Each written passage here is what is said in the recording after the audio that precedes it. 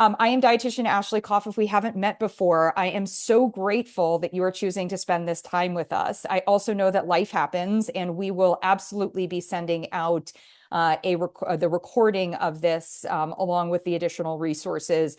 So make sure that you are getting the emails that are associated with where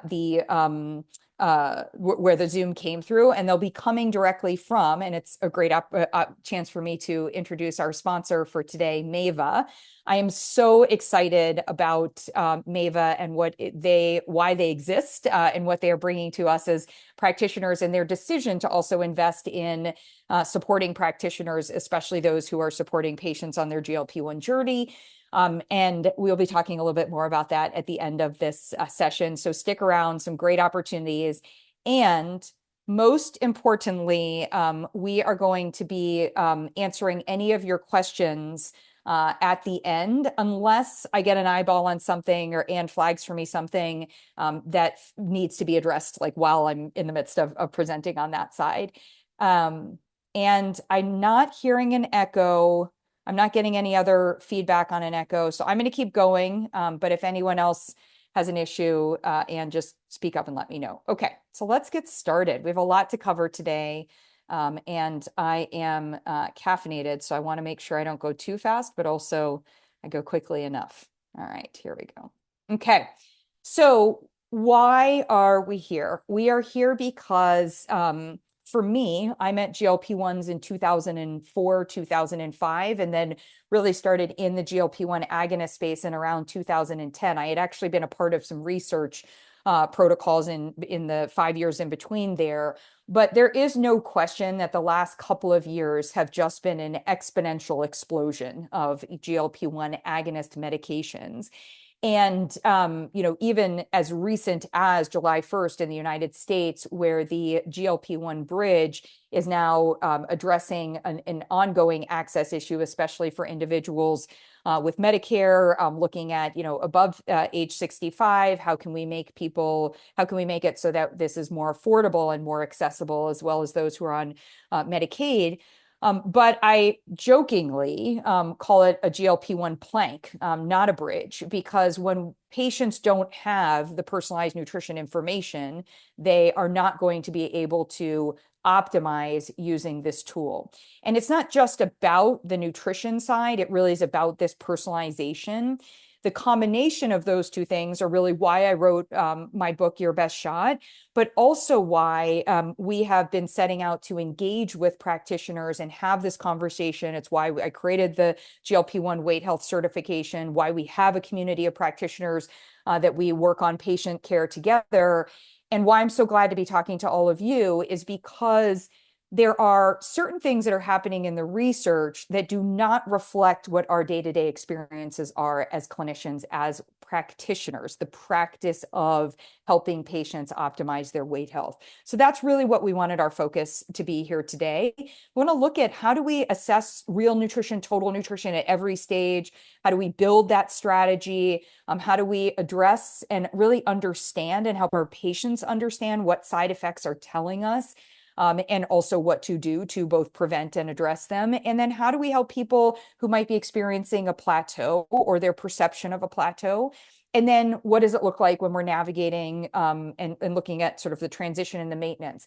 As I do all of this, I'm going to be consistently highlighting some key themes about what a patient is looking for, and also all of this, which is what you all are looking for. What are the strategies? What are the tools that can make things easier for our patients? And that's really why I invited, when I was doing this, I said to Maeva, can we please engage you and have you be a part of this?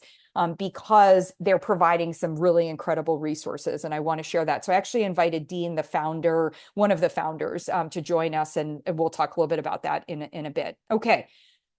One of the things that has to be different is that we need to shift as a society from weight loss, total weight, which is not a health marker, as a goal, looking at having that total weight as a goal, to weight health. And I just want us to start off there because that is going to inform absolutely everything that we are talking about.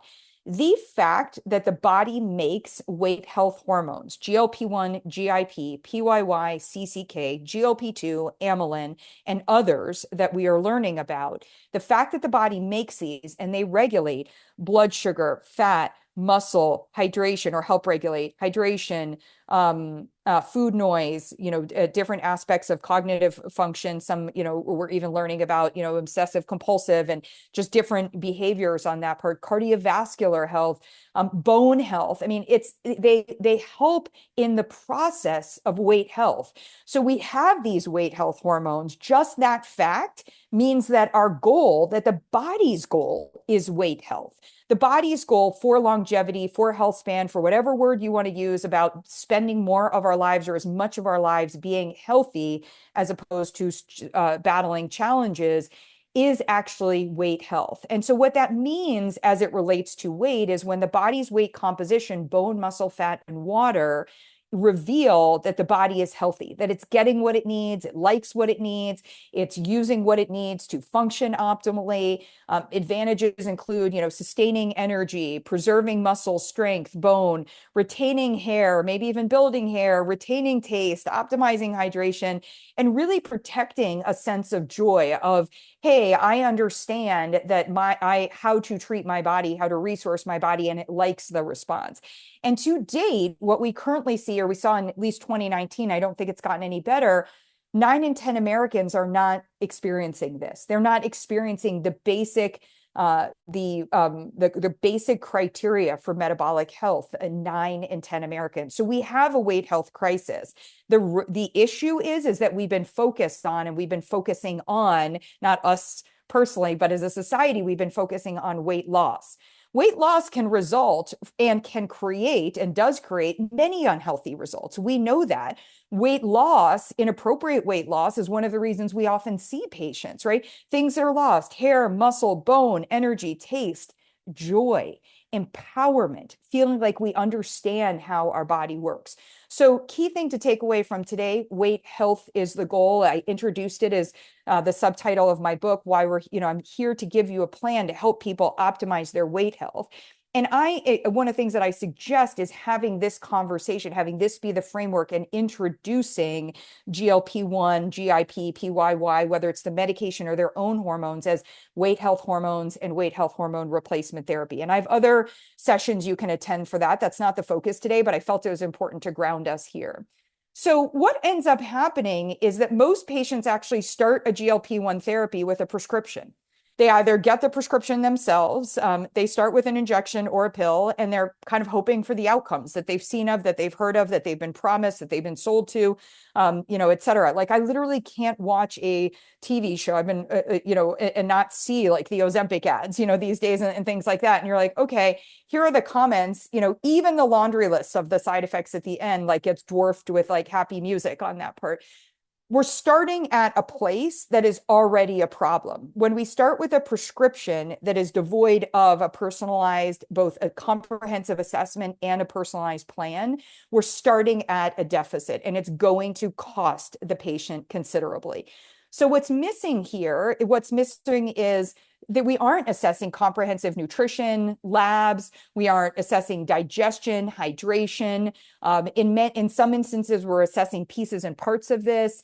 There's a new lab testing company that they do the labs, and then somebody gets sent a prescription for peptides, including GLP-1, like based off of their labs. Like, no, we don't practice healthcare like that, because that's partial personalization. We're looking for full personalization here. We need somebody we need to understand what their body is showing us already, because when they go on this medication, it is going to bring receipts. It is going to show us that we were not already bone building, or we are already experiencing bone loss. And with a challenged digestive system, we were already creating the scenario for impaired muscle, impaired hair, impaired bone, impaired energy, et cetera, on that part.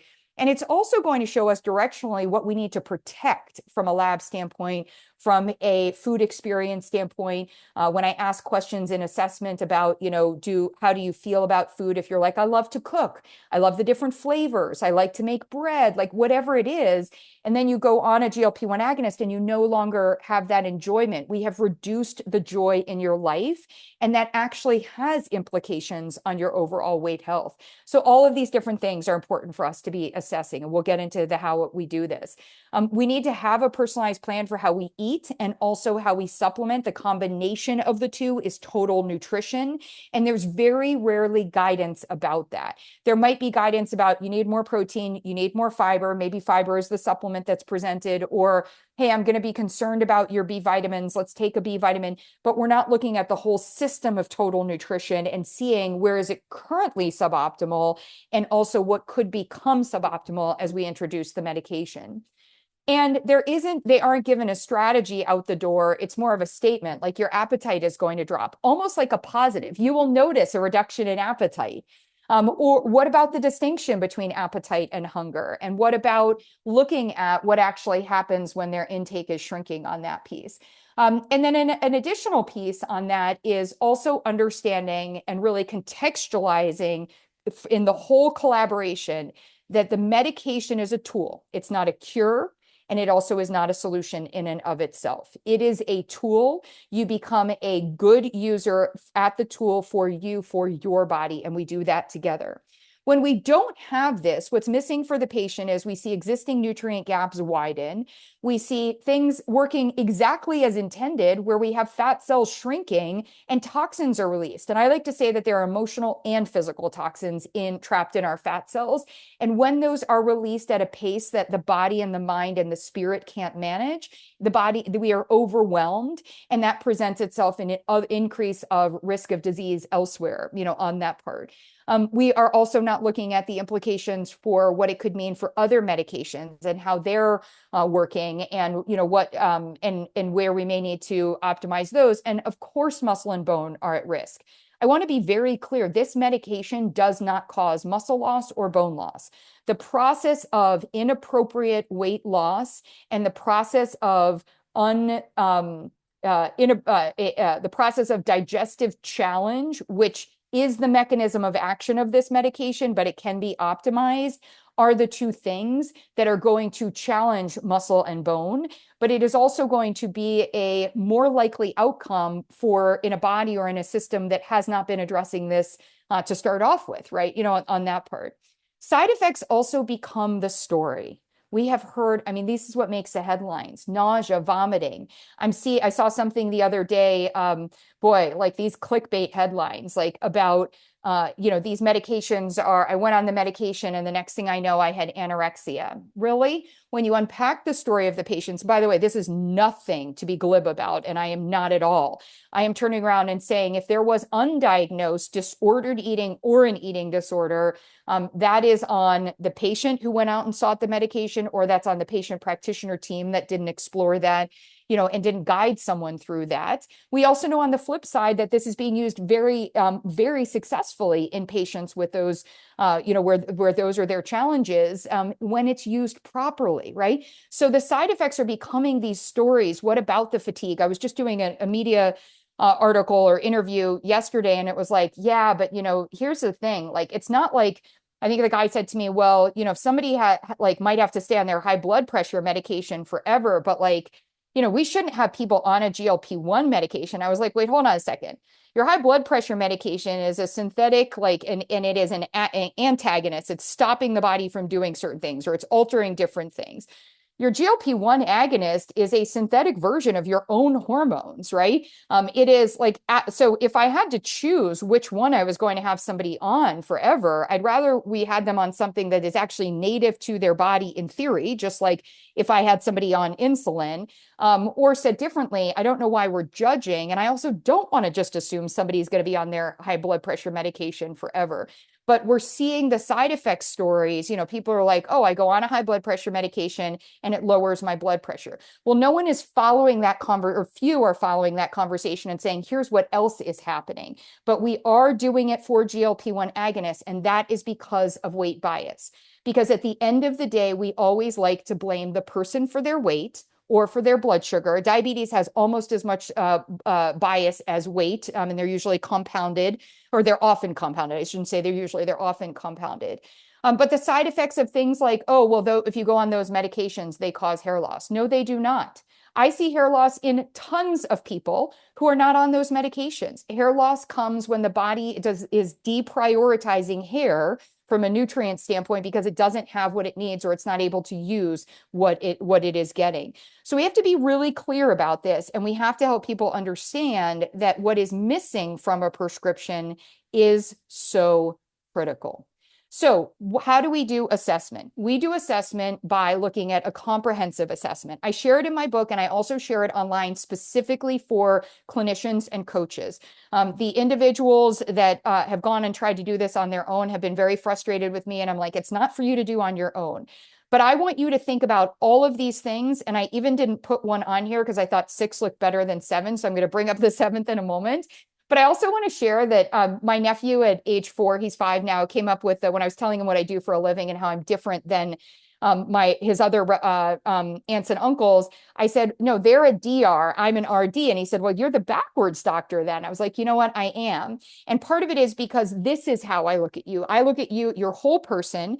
I look at your body signals. I look at your nutrition, your total nutrition, your food and your supplement and your lifestyle behaviors and aspects of your health and your health history. And then I say, what is your body signaling and how do we develop a plan to optimize from there, right? That is different from, okay, here you are on a chart. Here's what's going on, your weight for your height, or even your body composition, or here's what's going on. I'm going to prescribe this medication, and I'm going to maybe share with you, eat more protein, have more fiber, and strength train, and I'm going to send you on your way.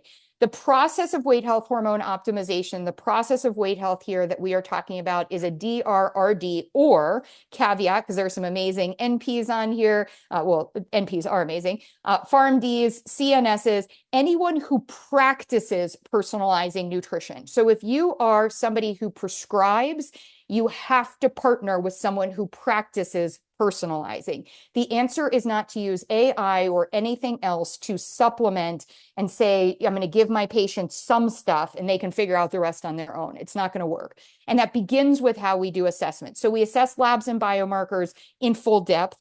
We look at total nutrition. What is everything that they're taking in? The quantity, the quality, the balance, the timing of foods, of supplements. I want to understand it. Digestion and hydration. They might be taking it in, but what is their body actually getting?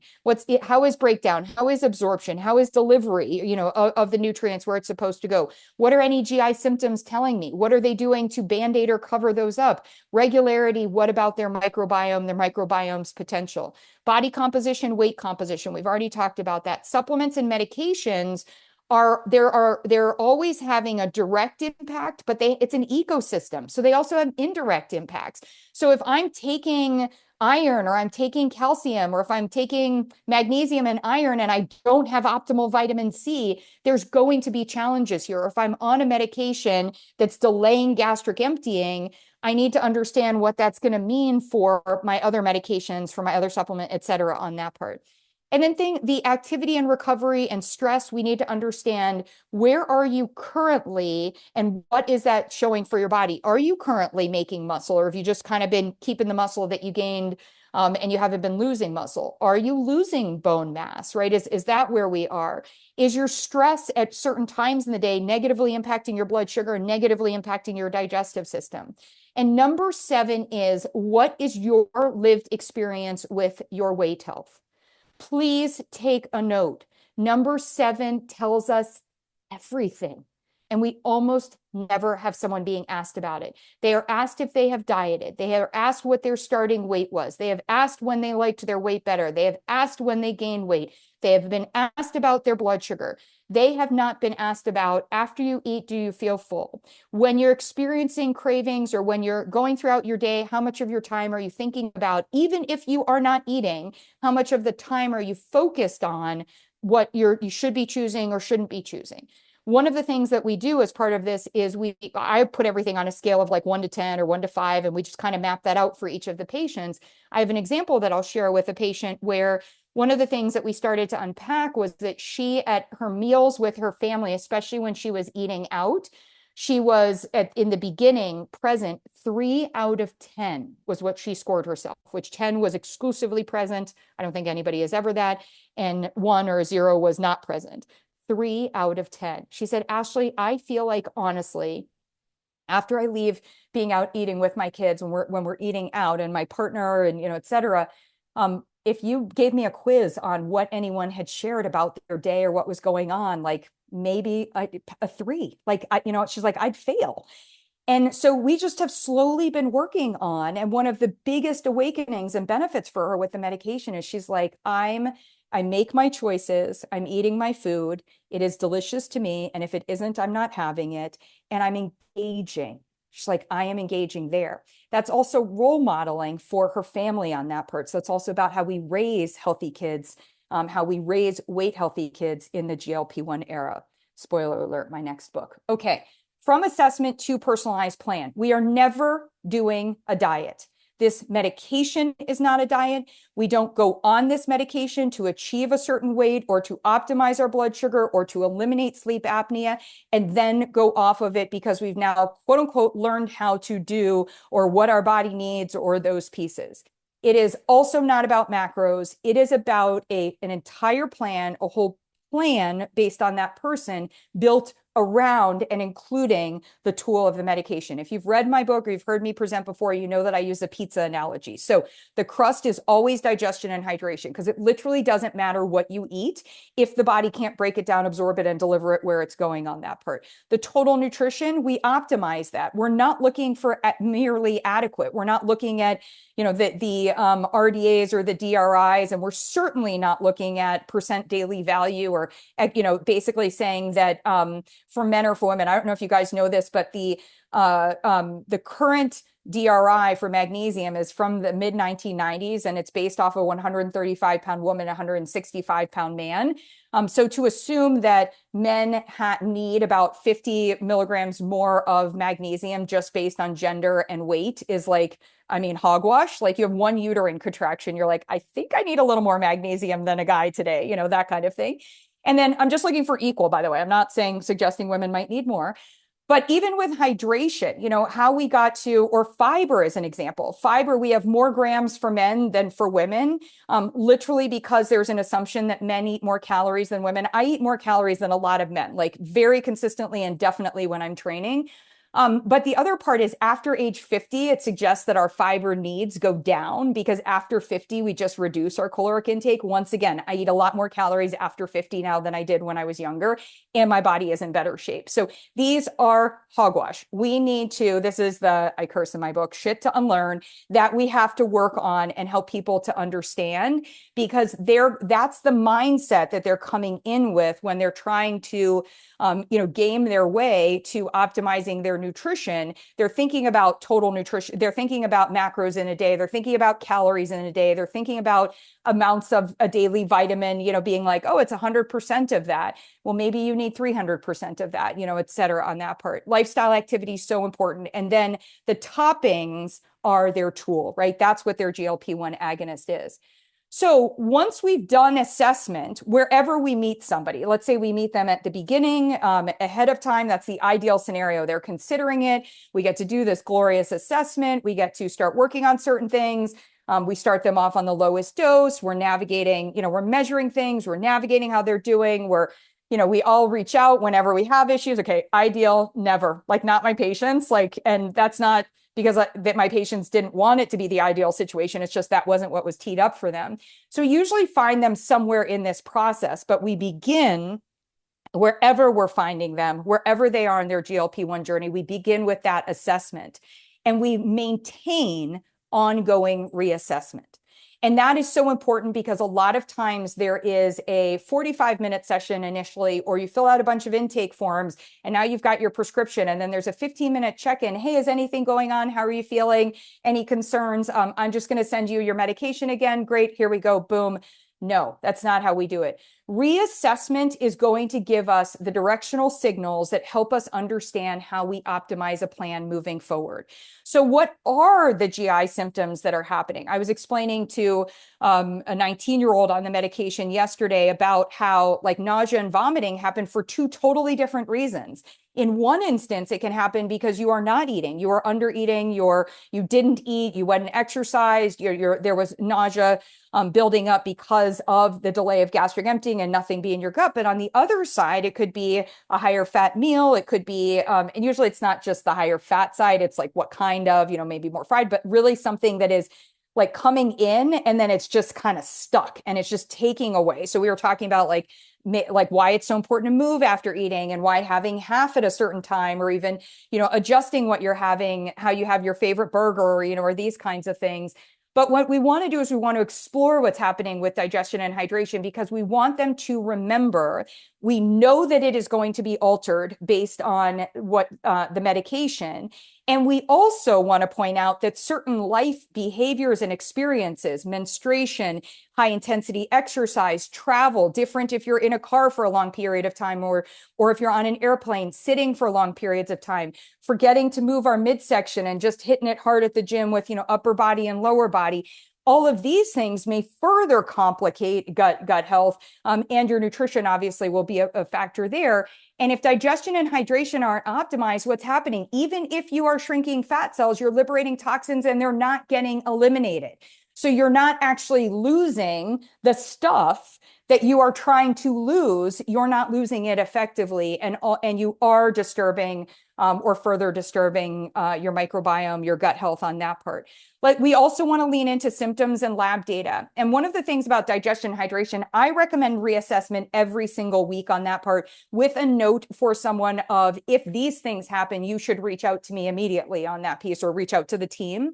With lab data, it depends. Like it depends on which lab data and what we're following. It may not make sense to look at it more often than quarterly, or if we have something that's low that we really need to see, can we be getting it back up? Like we're working on your B12, we're working on your niacin, we're working on your vitamin D. We see something, your zinc is too low. We did an RBC magnesium, we're just not where we need to be. We may be checking that more often on that part. But symptoms can also be things like energy and mood and cravings. Maybe we want to check in on those once a month. And maybe that's just even a grid or a tracker that somebody is following, where they're like, what, usually in the afternoon, before I was on the medication, in the afternoon, my energy might be a 4 out of 5, a 4 out of 10. That's why I usually would lean into chocolate or a coffee, or even a decaf at that point. When I went on the lower dose, it was maybe a 3 out of 10. But wow, now that when we bumped up this dose, my midday afternoon energy was a 2 out of 10. Or it suddenly bumped up to a 7 out of 10, especially on the day that I took my my dose. And that might be something that gives us insights about what's happening in the body. So it helps us. Our weight composition, I highly recommend weekly. Some people prefer to do it more often than that. I don't think that there's value in that for tracking what's actually happening in the body, but I leave that to you professionally. Less often than weekly, we run into an issue of us not understanding what's and catching what's going on for someone.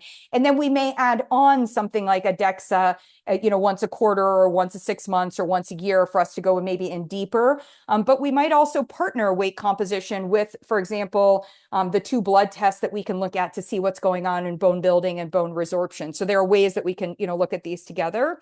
And then all these other ones, total nutrition, activity, recovery, you want to personalize reassessment based on a goal that you're working on with someone. So, hey, right now, maybe I'm working on, 15 grams, trying to get them to 15 grams of protein, or up to 30 grams of protein, every 3 hours.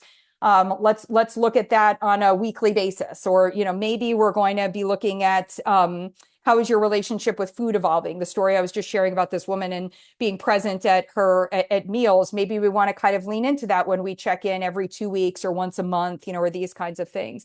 But also, do we need to add any new ones? Is it something where you're noticing a little bit of brain fog, or, I can't quite put my finger on it, but I feel like I'm less interested in cooking.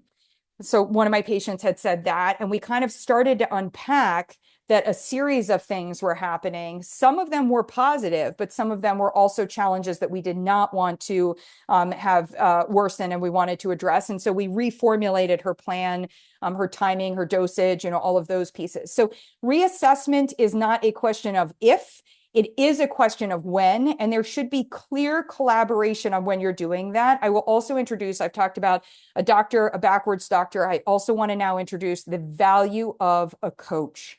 A coach is going to help us get honest feedback here. A coach is going to help us understand not just if someone is doing it, but why are they doing it the way that they are doing it, and also really dimensionalize what might be some of the challenges. I had another patient where it was really consistently difficult to increase protein intake. And it turned out that it really meant that they had to eat very differently than the rest of the people they were preparing food for. And it started to feel like that difference was feeling like I'm on a different diet. And it was sort of role modeling something she wasn't comfortable with. So how do you help somebody feel more empowered? Maybe they're not used to being somebody who allows attention to their choices or who invites feedback on their, on what their body looks like, or, some of these other things. So how do we have that conversation? It's going to be really important. Okay. All side effects and plateaus are just data. That's all that they are. So in this whole big picture of what we are doing while someone's on a GLP-1 journey, we want them to understand that we are no longer looking at things as good or bad. We are no longer judging their muscle mass as good or bad, their muscle loss as good or bad. It is just data. And we need to make sure that with this data, we then go and decode what it is as a signal. So I kind of hate the word side effect, and I just want to say, like, what's the medication signaling?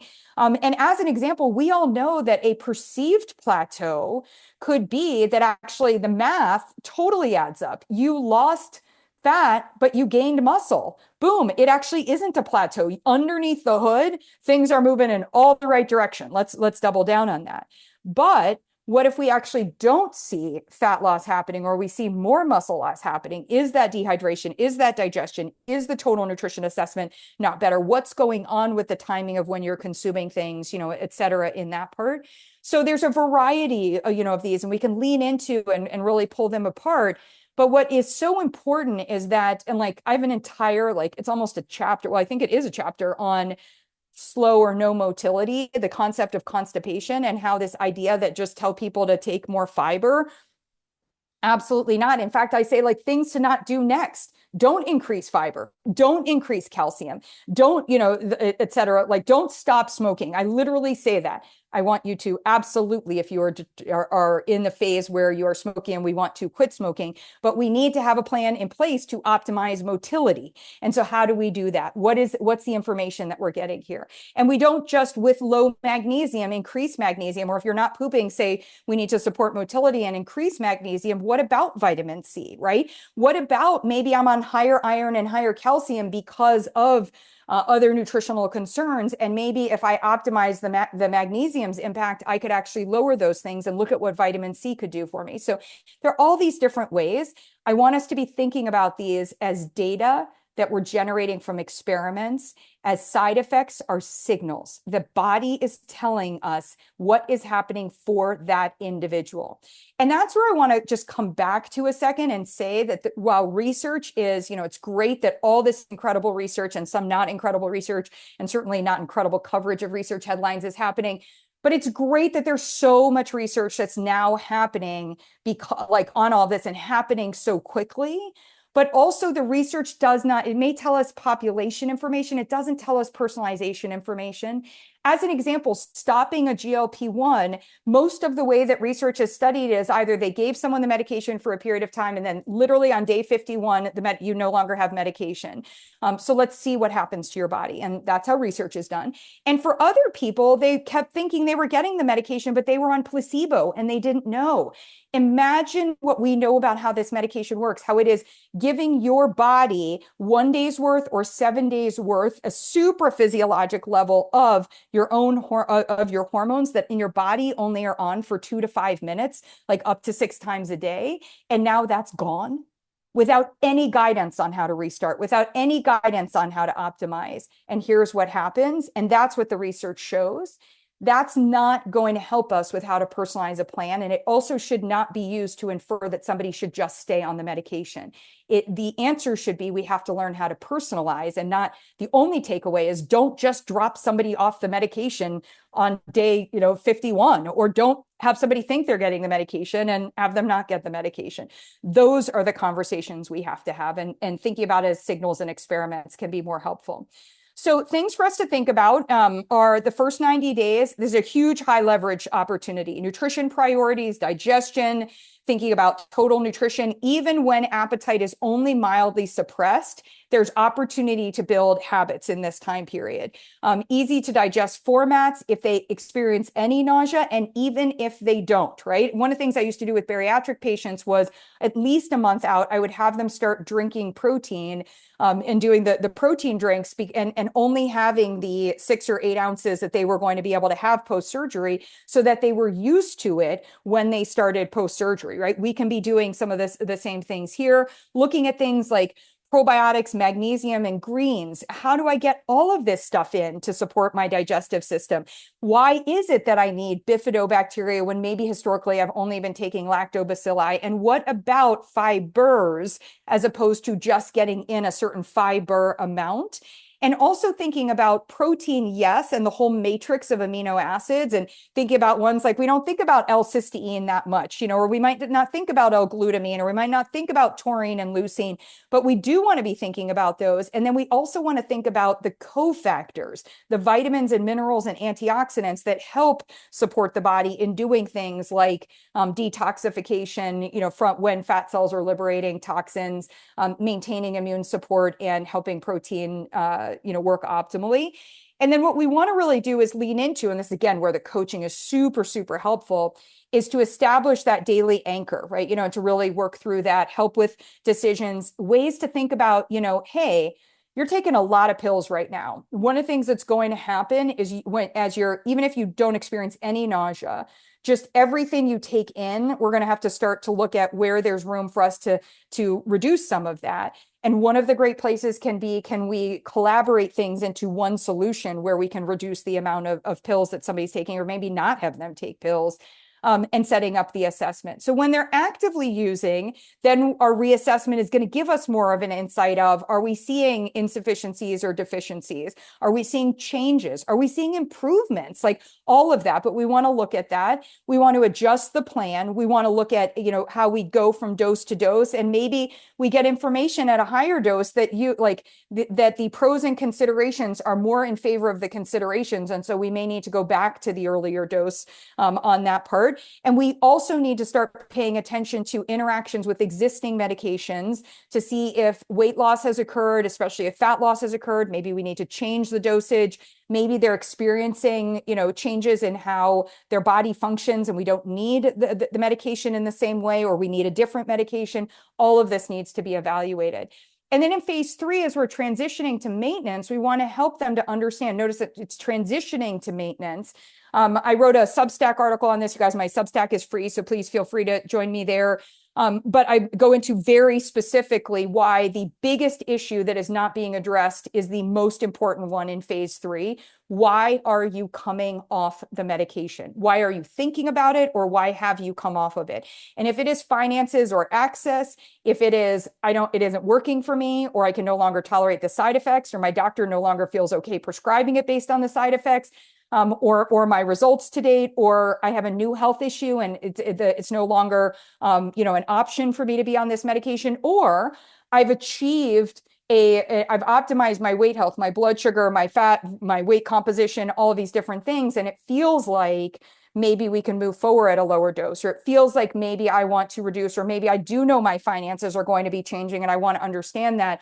So we need to start moving in a strategy that helps somebody understand you are going to go from 7 days of every receptor site consistently having a hormone in there, satisfied, back to your own hormones, which at best, are going to go on for 2 to 5 minutes and require an entire system to be signaled, to be deployed, and then also for them to get where they're supposed to go.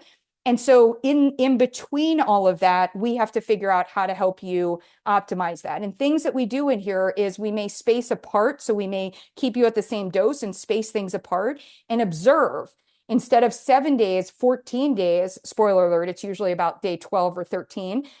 There is a significant shift in how they experience some of those earlier things that we were tracking, whether it was food noise, whether it's appetite, whether it's how their digestion feels. Their digestion may go in the other way because they're no longer having a delay of gastric emptying. And we have to shift what tools we use and how we help them, to navigate some of this. And we also need to see, are you able to be consistent with what has been working for you if something has been working for you? And if you're coming off of this because you are, I'll use the expression here, I wouldn't use this with a patient, but like, things are not working. Like if things are not working on that part, then we need to understand, where are you now from a health standpoint, and what we have to shift priorities and help you get to a place where your body is doing better. Or we have to fully redefine what success looks like. It may look like now having a healthy baby and you being healthy if you're coming off the medication because you got pregnant, or it may look like successful cancer treatment if you're coming off the medication because we've identified cancer. So it really, it's very important in here that we're not just looking at keeping up the same nutrition strategy. It is going to change. And we also need to identify a different goal and then help, to navigate more successfully to that. So you now have the framework: comprehensive assessment, personalized total nutrition plan, consistent reassessment. How do we do this? How do we get in there and do this? And I wanted to introduce, I mentioned this at the beginning, I wanted to share Maeva with you because I think the final part of the conversation here is going to be this great opportunity for us to talk through the how, and also then to get into your questions on that part. The to-do list for these patients is as long as everyone's to-do list, everyone with everything that we're all trying to do as we optimize our weight health. And then it's adding on a medication that has pros and considerations. It's adding on a medication that the positives may be that it's, changing and their body is in receipt of the hormone and it's doing all these great things. And the considerations are delay of gastric emptying, less time in rest and digest, being more metabolically active while we sleep, and like all of these different things. So it's going to be so important that we have something that delivers total nutrition in a doable way, that isn't 500 supplements, that comes in and says, I need all of this, that can be personalized to each patient through each of the stages that, as I was just talking about, that supports digestion and hydration, and that also doesn't label it as, oh, muscle and bone, eat more protein, but actually looks at all of the different components that we leverage to support muscle and bone. So I love it for every single phase. It was a game changer. I swear they were in my brain when they were like figuring this part out. And then since I've met them, they also have been in my brain because I liked the product. I wanted it to be better. I had some things that I wanted to adjust. So we've been working on that part. And I felt it was the appropriate time to introduce it to all of you all. So we're going to come back to key takeaways and your questions, but I want to bring Dean in here. Who is going to share really the story of Maeva, which he pronounces with a beautiful French accent. So I don't always get it right, or maybe never get it right. And then additionally, to talk a little bit about what the opportunity is for practitioners who are interested in the resources that we're collaborating to develop, and also who may be interested in more of like the affiliate model on that part. So welcome, Dean. Thank you. Thanks, Ashley. Thanks for the great intro. Yeah, I mean, we created Maeva. We launched about 6 months ago, and it was really born out of necessity and personal stories. I have two co-founders. They're here on the call today. One of them is my brother, Steven, and the other one is a childhood friend, Gary. And both of them have been struggling with weight for literally decades. I'm not going to say with weight loss, but with weight health, achieving weight health. And I'm not going to get too much into the details, but Steven started Ozempic a couple years ago. He was on it for 4 months, lost a staggering 30 pounds, and the thing that he lost more than fat was actually muscle. And he was prescribed by a health practitioner, obviously, and after 4 months, he realized that he had lost a lot of muscle mass just because he just couldn't do a single push-up. He couldn't lift himself off the ground, which is just an insane place to be at. Gary, on the other hand, has a different story. He got prescribed and he started Ozempic a week before going on vacation with his family. And I'm definitely not going to get into the details, but let's say that he spent way too much time in the bathroom than he did with his family during his vacation. And I'm more of a product guy, and obviously I heard their stories. We heard a lot of people's stories, and it all came to the same thing. And it's not necessarily when you lose a lot of weight really quickly, but just when you're on a weight health journey, you want to make sure that you get the right nutrients. And that's where Maeva was born. We created a woman's meal replacement, a men's meal replacement. They're slightly different. We've made also adjustments as Ashley mentioned, but basically it contains, protein, creatine, fiber, probiotics, 15 vitamins and minerals. The women's version right now contains 20 grams of protein, but the new one will contain 25 grams. Um, and it has collagen and hyaluronic acid, whereas the men's version contains ashwagandha KSM-66, which helps regulate testosterone levels. So those are our two hero products, but because not everyone has the same journey to weight health, we created a couple boosters as well. So we have a beauty booster, an energy booster, and a digestive booster that people can just very easily add to the shake. Um, I'm gonna say it, but it's obvious. The shakes are delicious. We have them in chocolate and vanilla. Um, we've spent over a year formulating them. People love them. We have great reviews. And then the final product are electrolytes. Again, they've been specifically tailored for people on the GLP-1 journey. Obviously, because people on GLP-1 need hydration, as Ashley mentioned, but we've added beta power, which help with muscle regeneration, and also probiotics because we know that with the gastric emptying that Ashley mentioned, that definitely helps with some of the digestive issues that can come with it. So we created very recently a practitioner program. It's third party I just tested. wanted you to mention this just because the qualitarian in me wanted this I like to brag about it. Yes. We we at Maeva, we know what we do. We test for heavy metals. We're way under the norms where we have to be. Everything is, made in an NSM certified facility, clean label across the line. They're really, really great products. And by the way, so we do, which leads me to the next point, we have a practitioners program. And when you sign up to be to come on the program, you do get a starter kit for free. So you do get to try the products. You can choose your flavor, whether vanilla or chocolate. And those are some of the key elements, but you get a 25% commission and then recurring and so on. But the best of it is if you sign up before the end of the month, you do get your best shot, which is Ashley's best-selling Oh. book, which I love and is amazing. And if you don't do it for any reason, at least do it for that. And then I'm just gonna mention one last thing. We do also have samples if you want to share them with your patients. Yeah, it's super easy. We have a platform. I'm going to share the link if you guys are interested. But yeah, feel free to ask any questions. And now, Ashley, I'll kick it back to you if, for the Q&A, we have already a couple of questions that came in.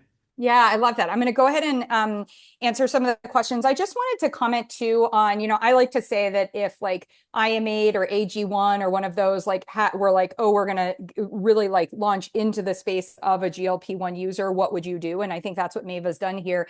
What I love about it was there's intentional thought of not hitting the highest amounts of ingredients throughout, so that we can continue to personalize on that part. You know what I mean? So like if, for example, like I have patients where I'm also using creatine HCl. And so we've got the 500 and I feel really good about and great about the 500 of the monohydrate. And then to get them up higher, I'm using creatine HCl and I'm using that like at a different point in time in the day.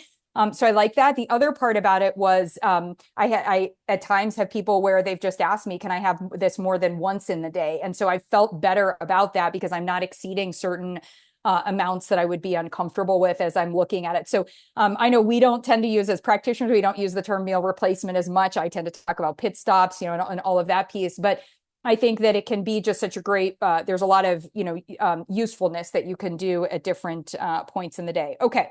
So let's go through and let me come through. And Anne, if I missed anything or whoever is looking in here, let me just see. Please feel free to drop your questions in. You love this. Is there a handout with the book? Yes. So we'll be sharing the deck and the recording, and you might just find your way to getting a clinical guide that accompanies this. So that'll be a question for Dean, but I do believe that we have that as well. So we also had Elizabeth Jane. Okay. Do we have any other questions about how to implement this? Hold on, I've also got my chat on here. Okay, we've got the Q&A. I'd love to hear you talk about a patient cutting back on the medication to bring some appetite when they're eating under 1,000 calories and their weight loss is stalled. Okay, great. First of all, caloric intake does not help me when somebody is on the medication. I don't use caloric intake as a measure, period, but I think we can all agree I would be concerned at under 1,000 calories. So the things that I would look at here would, number one, be is the form of like what is keeping them? Why are they so low? But I 100% agree with you. It's not because the weight loss is stalled. It's more because they are not nourishing their body. So we do not want to have weight loss and also at the same time suboptimally resource the body. We do not want to be going long-term into, not having optimal bone health. We don't want to have the body choosing between, do I use magnesium to pump my heart, but I don't have enough to turn off my stress response, et cetera. So the reason I would not use is the weight loss is stalled. I would be looking at, I don't think this dose of the medication that we have gone up to is the right dose for you because you are now telling me that you are not hungry for periods of time in the day. That might be the reason. Maybe the reason they've reduced their calories is every time they eat something, they're pooping or they feel like they're going to throw up. Or, so maybe it's changing the format. We've got liquid nutrition here with Maeva, and it's very robust in the nutrients. So I think it would be looking at that, but I think that one is a really great one. So thank you. For people with busy schedules who don't always have time to prepare balanced meals, what are a few practical ways to stay track nutritionally and make sure they're getting enough protein? Okay, first of all, can we just acknowledge we all are busy and we don't have time to prepare balanced meals? Like, I think we all try, but I think this is like this is where most of us find ourselves, from a human standpoint. I think the key thing for us to understand here, the practicality is some of what we were talking about, which is number one, what is going to be delicious to you? And I talk about this in my book. I lean into delicious testing, like actually asking somebody, is this delicious? Your bite, your sip on a scale of 1 to 10, is it delicious? Because deliciousness is triggered here, goes up, and it's our first stage of satiety signaling. Otherwise, we have to wait until the body gets an amount and now says, hey, I'm going to be full. And that's what's triggering it.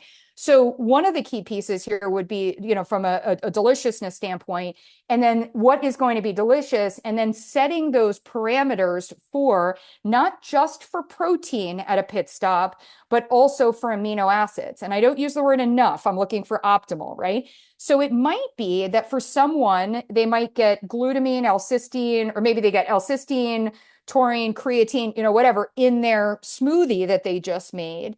But what we're noticing is that, and so, they do it that way. And then, adding a scoop of peanut butter or a serving of almond butter or putting hemp seeds on top or whatever, this might be a way for us to boost up, their nutrient intake there.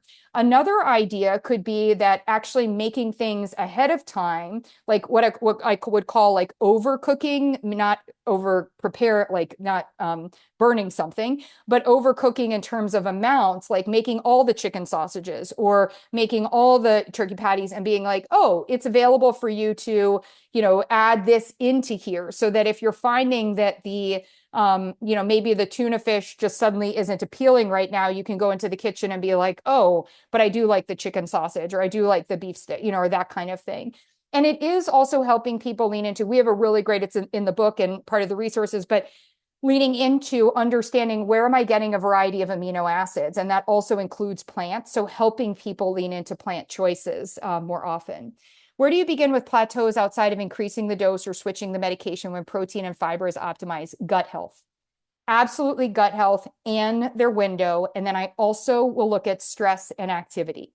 So I very rarely feel like we've got just here to just look at protein and fiber on that part, that what we really want to look at is why is the plan? When we isolate protein and fiber, those are two components in, let's call it a 20-point plan. And we need to look at those other things and figure out what's going on there. What kind of labs do you suggest in your program? Thank you, Melissa. It really is going to depend on how much access, like what somebody's coming to us with, because sometimes they come with like 500 labs, on that part. Then other times they come in and they're like, oh, I can't afford to get any other labs. And we're like, okay, we at minimum need this set of labs. So in my book, I give you the minimum set. And then I also will look at if we have historically been tracking something with you, if you're on a medication or something seems relevant, then let's look at that from a lab data standpoint. Thank you for clarifying. So I work with Maeva. I help inform their program. I develop things like these and the clinical, like kind of like their HCP, their healthcare practitioner side. At the Better Nutrition Program, we have a GLP-1 certification program. I'll have Ann drop the link in here if she didn't already. And we have the book and the resources over there. And we also have different tools like a meal delivery company and other things that can help you. But primarily at the Better Nutrition Program, we see patients. So if you have patients who you want to collaborate with us on how to do this, or you want our insights, then that is also something that we can support you in doing. How do you get patients to increase fiber intake if they're suffering from GI issues? Can you share example of types of fibrous foods? Yes, absolutely. Thank you. So actually, fiber is my whole focus in Substack this month, and I go through this in depth. I call it fibers with an S at the end so that we understand that there's a variety of different fibers that we really need to be leaning into. One of the things that I share with patients is that first of all, in nature, we don't have like insoluble, soluble, resistant starch. Like we have insoluble and soluble, and oftentimes they're collaborated. There are sources of them in different amounts in the food. But also, what are some of the ways that we can upgrade the form of what you're having to help you? So as an example, I introduced the concept of enriched flour, which is actually like de-riched. It's like had all the nutrients removed from it. And then we've added a few back, which does not include fiber on that part. So when I make pancakes from Soka or from chickpeas, like my Soka recipe, or when we maybe add some oat bran in and we use almond flour and we're playing with different things, then we're going to actually increase, and you're still going to be able to have a pancake, right? Or one of the things that I was just playing around with, a couple of clients have really been leaning into, what about like the fruit that I want to have? I like that kind of jelly at the bottom of the yogurt, or I do like to have jelly on top of my cottage cheese, or I like to have jelly on top of, and it kept being like jelly, jelly, jam. And I was like, all right, raspberries, kiwi, note it's a little bit more tart, but your different berries, you can use chia and basil seeds, and you can make delicious preserves with almost no sugar. You could add a little bit of honey if you want to, but you're going to get a good amount of fiber in that part. And then usually when I bring up kiwis, somebody's like, oh, I actually like kiwis. Now, sometimes they're like, no, thank you. An apple versus a baked apple. So maybe if I'm having GI issues, maybe having the baked apple is going to be a better option for me, on that part. And the big one with GI issues is there's two different types. There's one where my microbiome is in a place, we're working on it, but my microbiome is in a place where my gut health, maybe my motility or whatever, where I'm having consistent issues. The other one is when I have my shot, or when I take the pill, right close in proximity there, I have worse symptoms. So sometimes in that case, or I'm flying and I took the shot or any of that stuff, those situational ones are where we want to say this isn't that time period for us to be increasing our fiber, but we don't want to have that mean that it's a prescription for you to not get in fiber. And the final point about fiber is that I look at per pit stop recommendations, a diversity of fibers, trying to get to a place where we're getting in at least 7 grams of fiber, of the different fibers at each of those pit stops, and then movement, midsection movement and movement for at least 7 minutes after the pit stop. So I've got that part in there. All of those different pieces will be helpful ways for you to really be thinking about how we can guide that. Okay, how do you avoid... Oh yeah, go ahead, Dean. Sorry. No, I was going to say we have one question that's actually in the chat, which is how do you Okay. address patients who get addicted to GLPs, turning it into anorexia? It's from Maria to Bone. Thank you, Maria. Yeah. So, and I'll stay on for a minute or two if other questions come up. So, if I want to make sure, I will definitely get this other one answered. So I think that addicted to weight loss is something for the practitioner to be collaborating with the patient in. I'm very clear with my patients about when I will, since I'm not the prescriber, when I will suggest that they are no longer, that the practitioner shouldn't increase their dose, or I don't think that we should continue using this tool for you. And they just know, I'm not scaring them, and I'm also trying to not have them hide stuff. But I think when somebody becomes more focused on the weight loss as opposed to the weight health, and when I'm starting to hear that, that's where we start to have different conversations, where I have a conversation of like, I want to come back to what your goal is. I want to tell you what I'm seeing. I want to collaborate with your other practitioners. And if there aren't other practitioners, I may want to involve some other practitioners, because what I'm seeing here is that you are setting a goal which I don't feel is like, which isn't a better goal for your body, for health, et cetera, on that part. And I don't feel it's appropriate for me to continue, guiding you on this path with that. I think it's really opening the conversation and also leaning into a lot of times there's fear. Like I have people who have been on the medication for a year or two where they're still afraid that this was a diet. And if I stop it, I'm not going to be able to maintain it. And we have a conversation that it's a bigger concept than that. We might need you to stay on the medication, but we also need to optimize your health. How do we do both of those things? What is this going to look like? So I think what you're raising is like, this is how you establish the relationships, through that part. I also think we all have to evaluate consistently in this space, because I have tremendous weight bias. I have weight bias for how I was raised and how I was treated, and also how, what I've observed with patients, and just what I've learned, from my patients, is that I have more bias than I thought I had bias.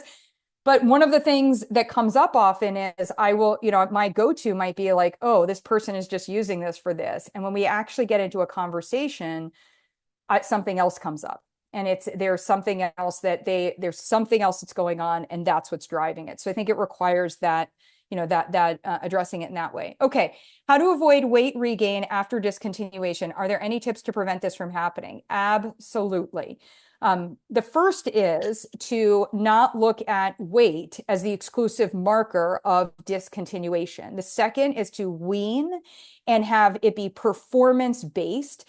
The third in that performance base is to set a specific set. I always do 5 pounds. It just, it's kind of in that space. I think 5 pounds fluctuation, high or low, from a weight standpoint. And for me, it's 5 pounds of fat mass or the presence of bone or muscle loss. When I see that happening, I now know that we can no longer continue you on a weaning process. We have to intervene. Something is happening, and it either means that something is happening external to all of this that's jeopardizing your being able to continue doing what was working for you, or what is happening is that what was working for you while you were on the medication is no longer working for you. And we need to work on, and in particular, we really need to work on restarting your own hormones, optimizing digestion, and making sure, working on that piece. But I think it's really taking this as the success, there is no goal of being off the medication. The goal is, how do we maintain optimal weight health throughout our life? And there might be times where we are on it. There might be times where we're off it. We're on a higher amount, we're on a lower amount. There might be times space between it, like all of those different things. And there may be for patients where they are able to successfully come off the medication, and then life could happen. I talk about that in my book. At a patient, and then life happens. She got thrown a custody battle and a financial issue and all this other stuff. And she regained 8 pounds of 62 that she had lost. And she ghosted me. She was embarrassed. She was like, even though I had said, like, okay, so if we see 5 pounds, reach out to me. But her therapist was on board, and we had this collaborative conversation. Her therapist reached out with the patient's approval, and we had the conversation. And so we restarted her. And one of the things she had to work on was, she was like, I always thought that my being off of the medication, it's a weight loss mentality. My ability to finally learn how to do it without the medication was how I was like a good girl, how I was a success, how I was this. And I was like, oh, no, no, no. When you learn how to optimize your own weight health, when you're empowered to detect when it's going awry, which it always is going to go awry, and how we bring it back on, or when we collaborate and do that, that's what success looks like. The rest of it is just what the diet industry has sold to the tune of, trillions of dollars on that part. So I think that's a great one for us to end on. I just wanted to say thank you, Dean, so much, and to your team, for anyone who was here, for joining us. I really appreciate it. And we have all the resources coming to you for being able to listen to this again, to get anything. And also, we are consistently developing more tools for what we call HCP, healthcare practitioner, for this practitioner side of Maeva. So stay in touch. The idea is not to become a routine email in your inbox, but more to be able to offer you and to engage with you and see what kind of resources you are also looking for. So, and I can personally speak to this. When I saw something and I said something, I was like, I don't like this. Like, why'd you use that? And they're like, because nobody ever mentioned that it wasn't something that, we wanted that we shouldn't have in there. And so now they've reformulated everything without, so I think these are the opportunities for a group that really is developing this for, by GLP-1 users, for GLP-1 users and their practitioners, as opposed to something that's taking advantage of the moment and just wants to kind of stamp GLP-1 friendly or for GLP-1 users, on it. Dean, did you have anything final you wanted to add? No, as usual, it's such a pleasure hearing you, and I've heard you so many times, and I still continue learning. So thank you Thank so you. much, Ashley. Thank you. Wonderful. All right, everyone, have a great day. Stay cool where you are. And if we can be helpful in any capacity, please reach out. And I really look forward to you getting the sample and seeing what you think, what you're interested in. And there is a new product launch, a new formulation launch in August. So that is also going to be addressing some of my dream list and also some of my concerns. So if you have any of those concerns, just share it with us and we'll let you know what's coming for you in August as well. Yeah, great. Perfect. Thanks, everybody. Bye.